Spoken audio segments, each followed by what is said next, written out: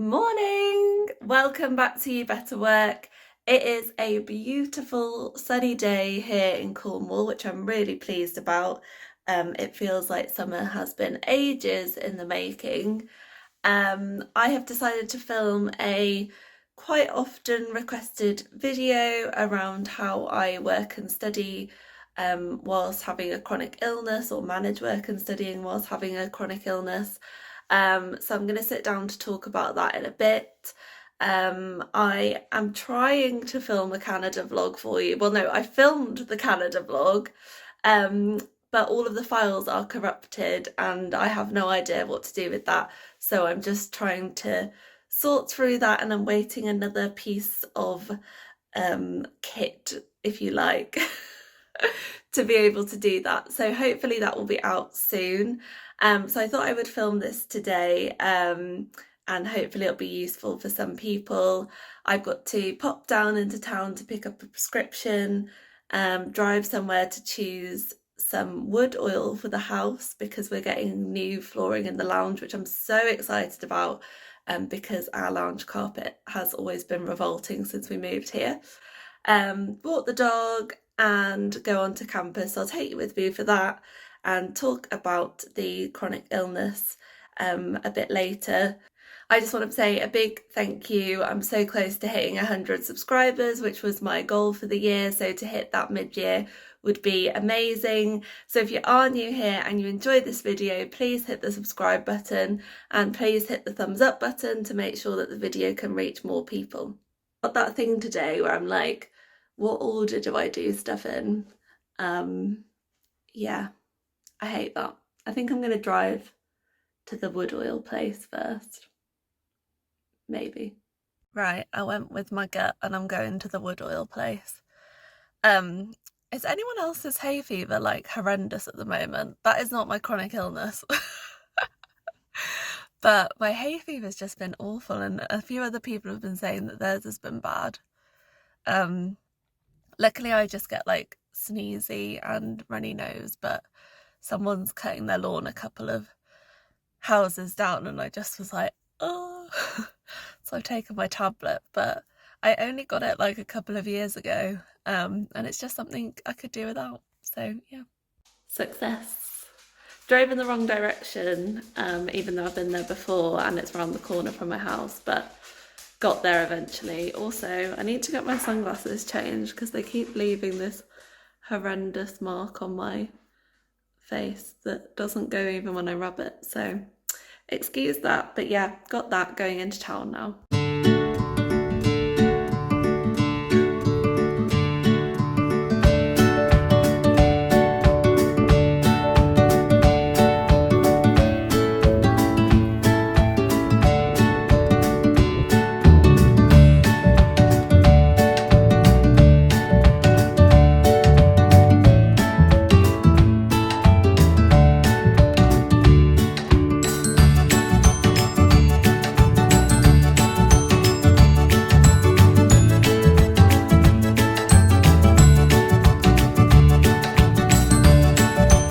Hello, I'm in a different outfit. It is now a couple of days later.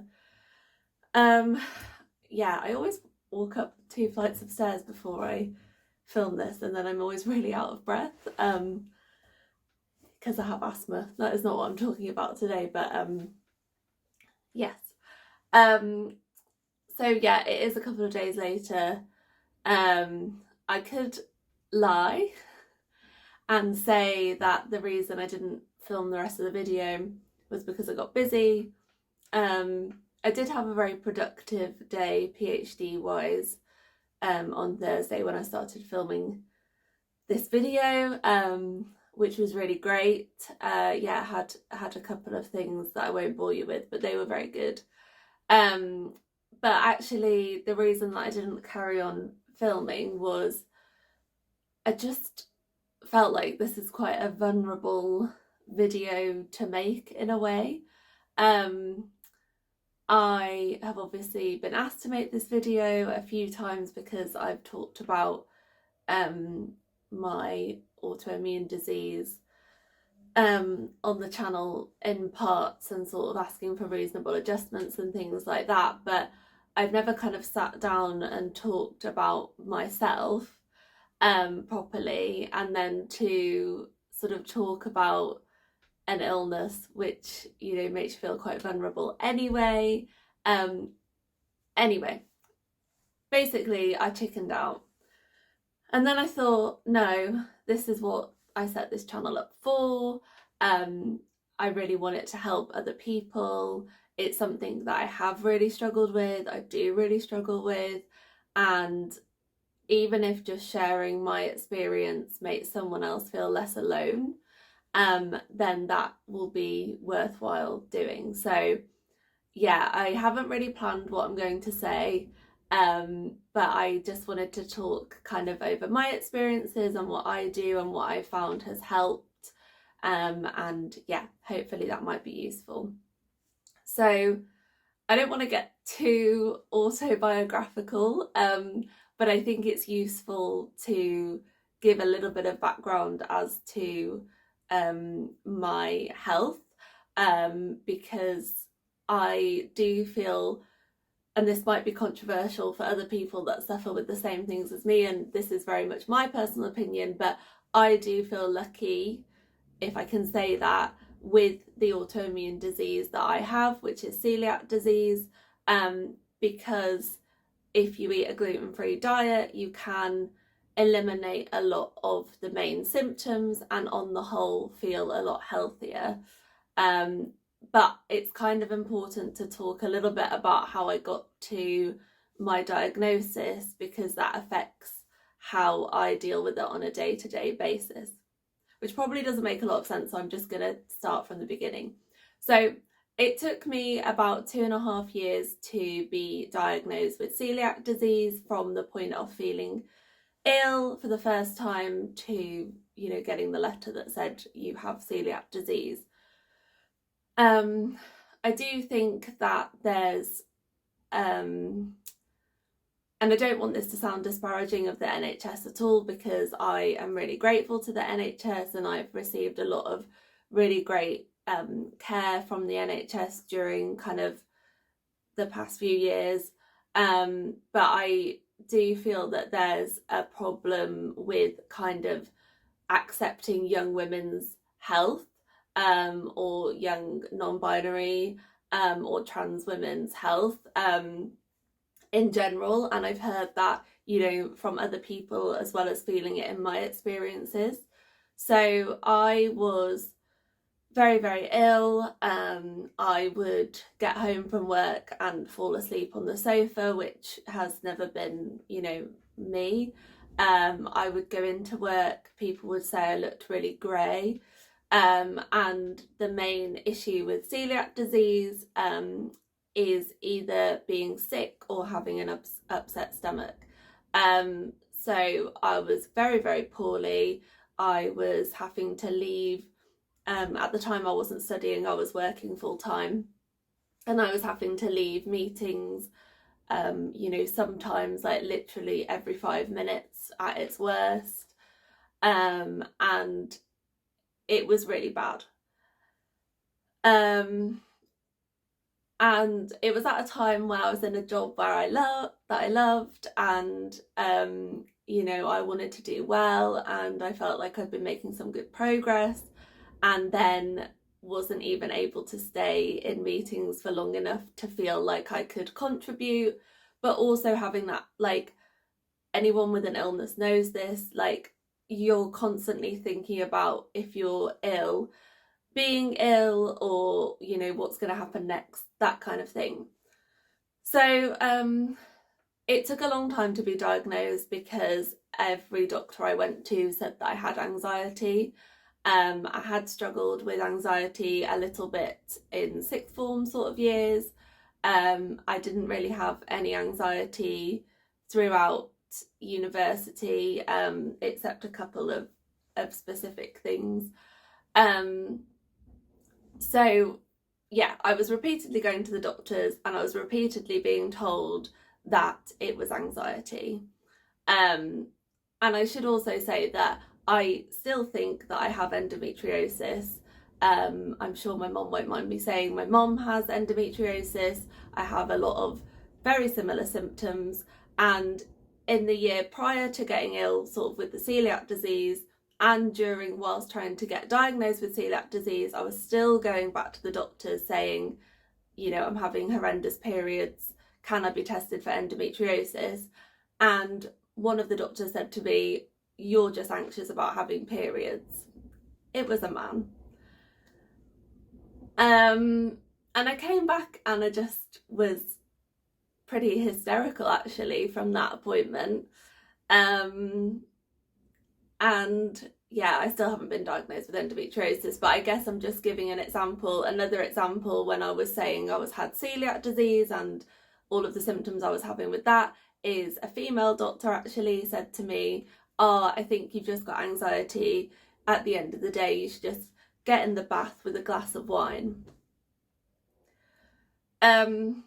So what that did for me was cement in my mind that I had anxiety, and that everything that was wrong with me was my mind and my mental health, which then meant that my mental health took a nosedive.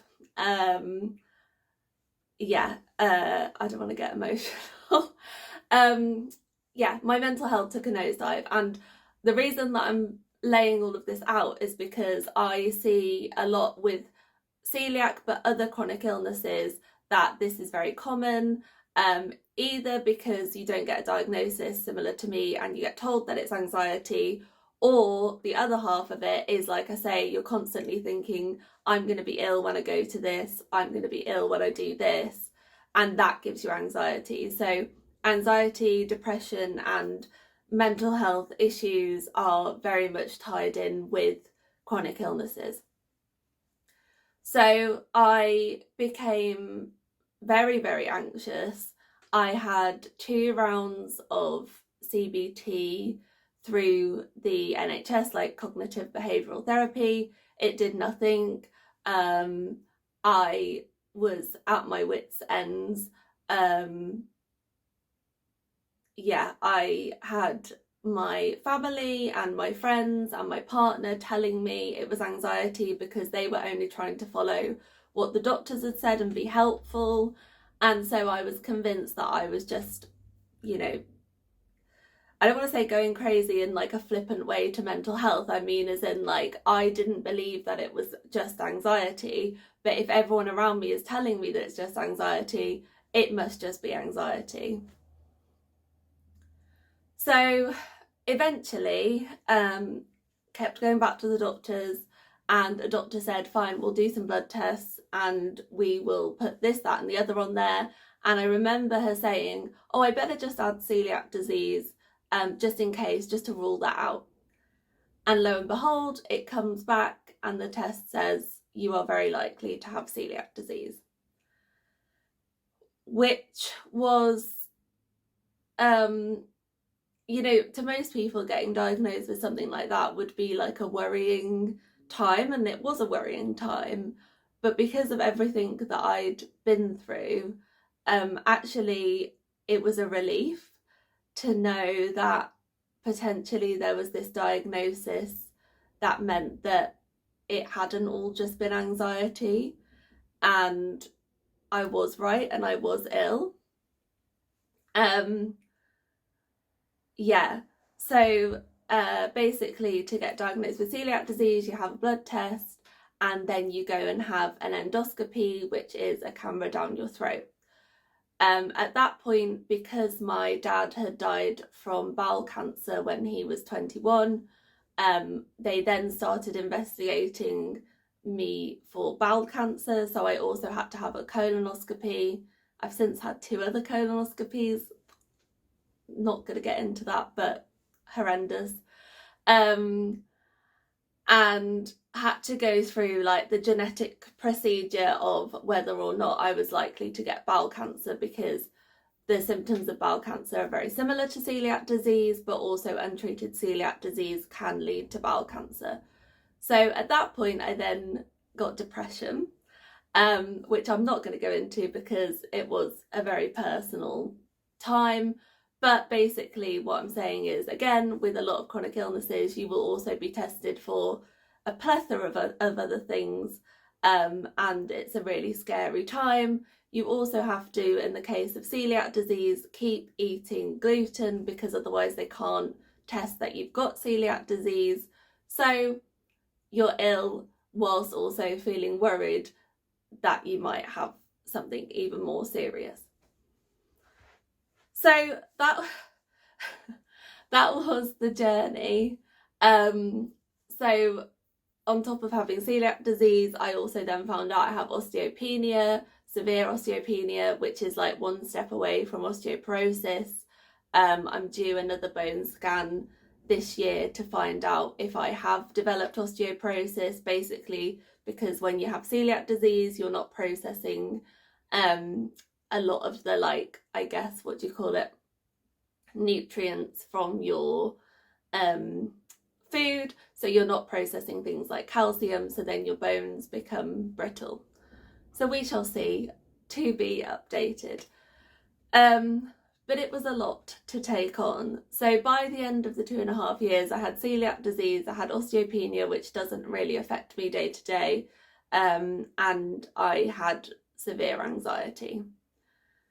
And so I guess the ways that I'm going to talk about how I deal with working and studying with chronic illness are also very tied up in how I have dealt with my anxiety around that.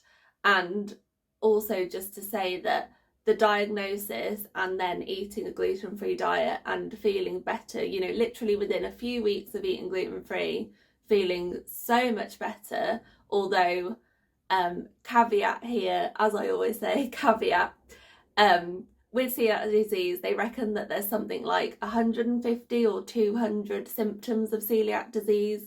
1 in 100 people will have it. Everyone gets it differently. I still believe that I get tired more easily. I still have a lot of issues with my stomach. You can go to a restaurant or to a friend's house and be glutened. So for celiac disease, food has to be prepared completely separately and has to be cleaned down and be completely free from even a crumb or anything like that of gluten, so you can still go out and be ill.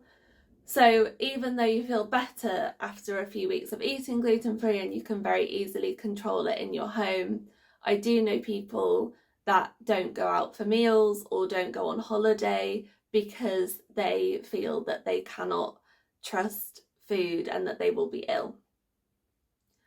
So this is like my take on how I've coped with all of that and how I carry on. It may not work for everyone, it may not work for every chronic illness, but again, it's just to say, like, you know, you're not alone. And especially that anxiety and depression and mental health side of it, I really want to emphasize, because I guess I felt like other people could have been ill but not developed that anxiety, and there are people that don't. But I was, again, it sounds awful, but I was relieved to know that other people did suffer from anxiety as well because of their chronic illnesses. So fast forward to now, and kind of an overview of how I deal with it. So first of all, I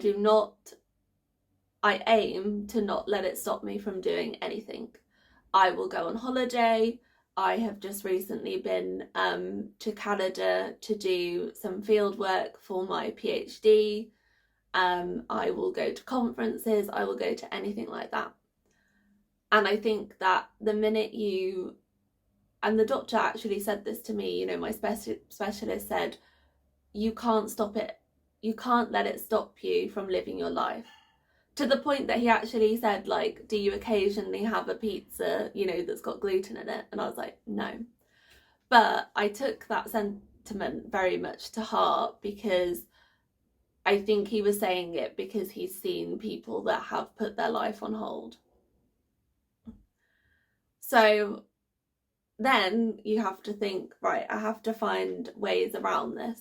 So the practical side of things, I guess, for example, with celiac disease, I will always take snacks with me if I think I'm going somewhere for a long time and there's not going to be food potentially that I can eat. So I always have something gluten-free that I can eat, or money to go and buy, something nearby if I'm in the middle of a city.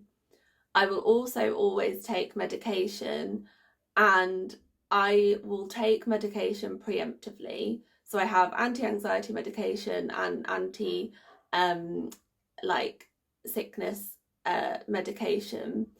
And if I'm going somewhere where I think that I'm going to be anxious, or I think that I'm going to potentially be glutened or be ill, I will just take that medicine preemptively. And I've discussed that with my doctor as a caveat to that.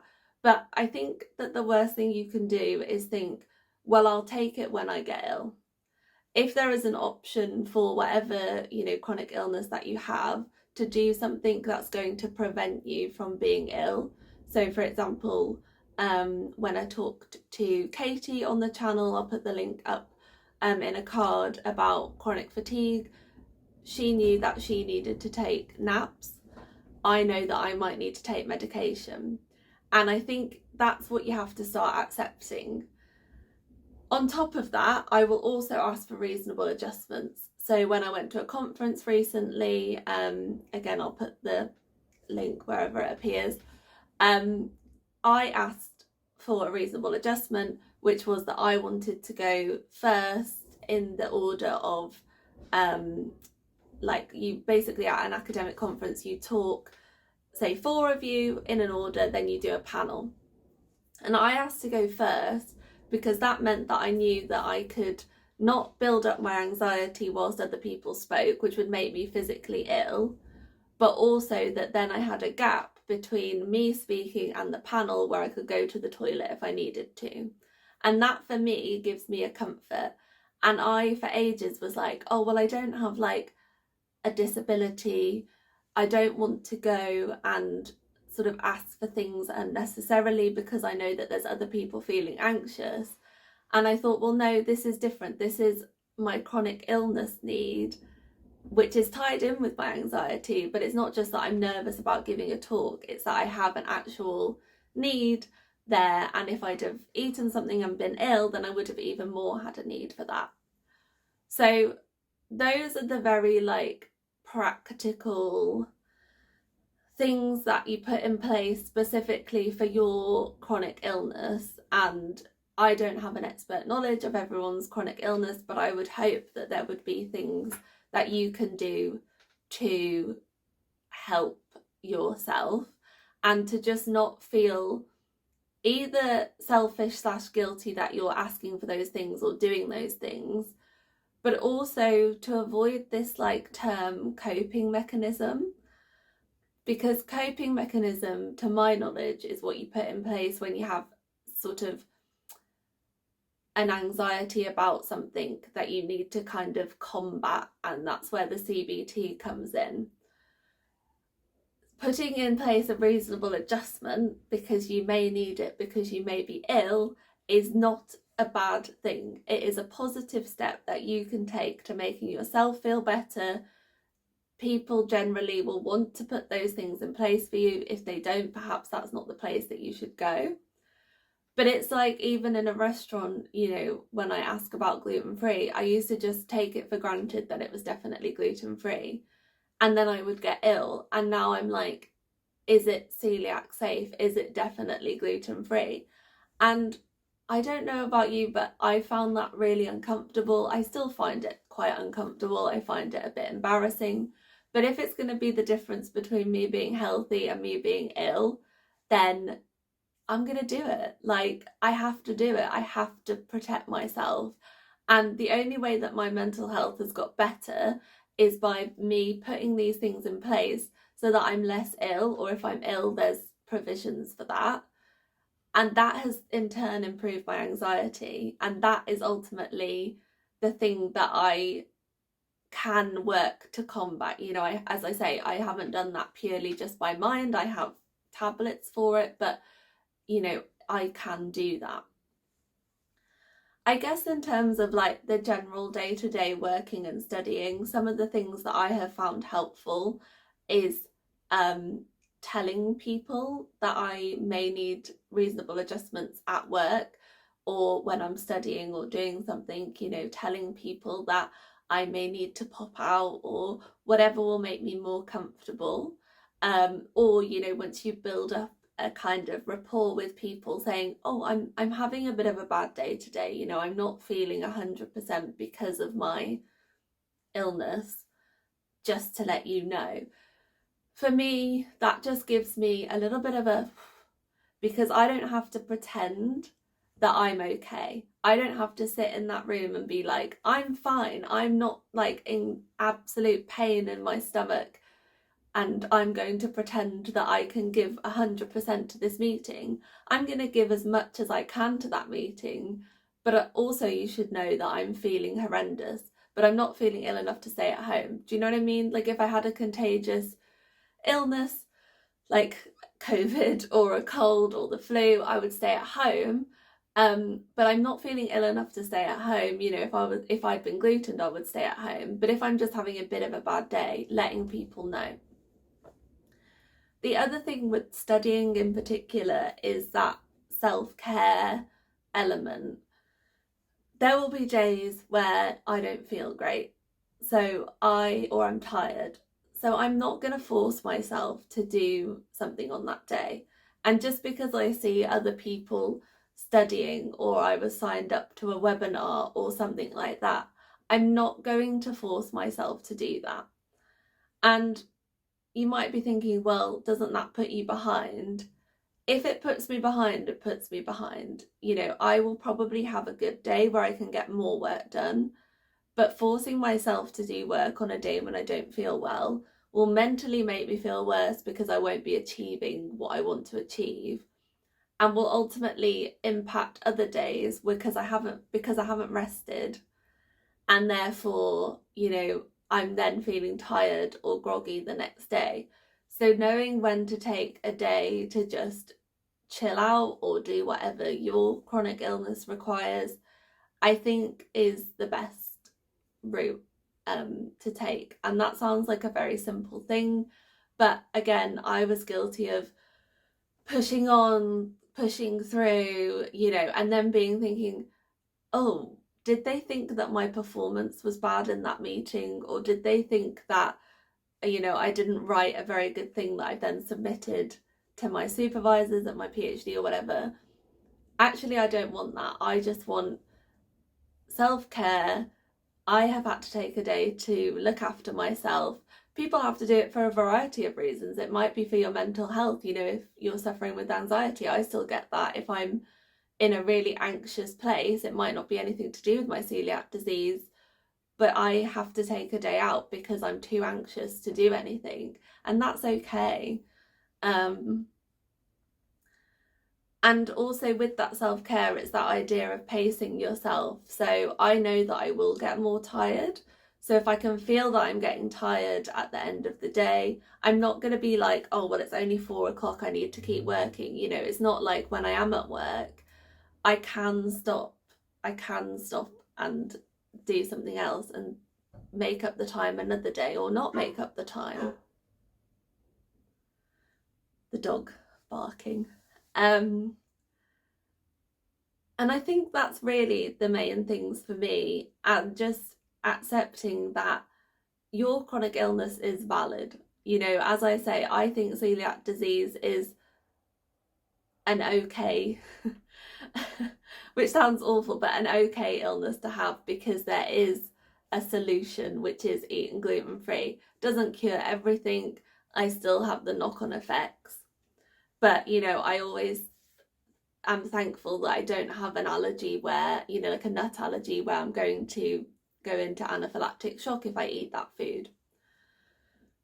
But it doesn't mean that it's less valid than another chronic illness, and the same for other chronic illnesses aren't less valid than each other. And it's about being as open as you want to be. I don't kind of outline my symptoms to people. I just say I'm having a bad day, or I need this reasonable adjustment because I have celiac disease. You don't need to explain yourself to people, but by telling them, you might just find that I find, I don't want to sound like I'm telling you what to do, I find that it gives me a little bit of an allowance to just take the heat off myself for that time when I'm not feeling great. It continues, I have my bad days, I have my good days. My anxiety is still there from those 2.5 years. Certain situations are difficult, certain situations are easier, but it can be done. And the main thing that I want to say is just like, find a way that it doesn't let you stop you doing what you want to do. I thought that I wasn't going to be able to do things like a field trip to a remote location, and I've just done it. And I thought I couldn't do a conference because I couldn't stand up in front of people because I would be too ill or too anxious, and I've done it. So I got diagnosed in 2017. That has taken me 5 years. I don't want to sound like doom and gloom, like it's going to take you years to get to that position. It's been like that. It's been one of those graphs where everything's higgledy-piggledy, but on the general, it does get easier. And it gets easier because I sit down and I think, what would make that situation that I'm worried about easier? And that's really all I can say. Like, I can't think of anything else that I do that makes it easier.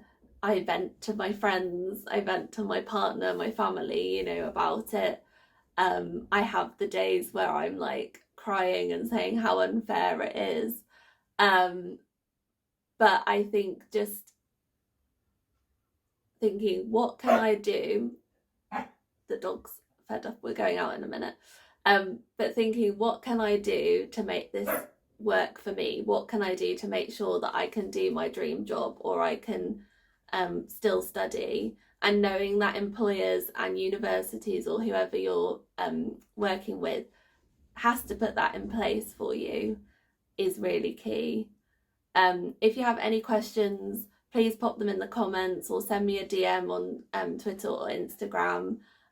Maybe this is something that I'll come back to and do another video about, but I hope that that's been useful. It's been quite a vulnerable position for me and not something that I usually do, but yeah, I hope that that's helpful.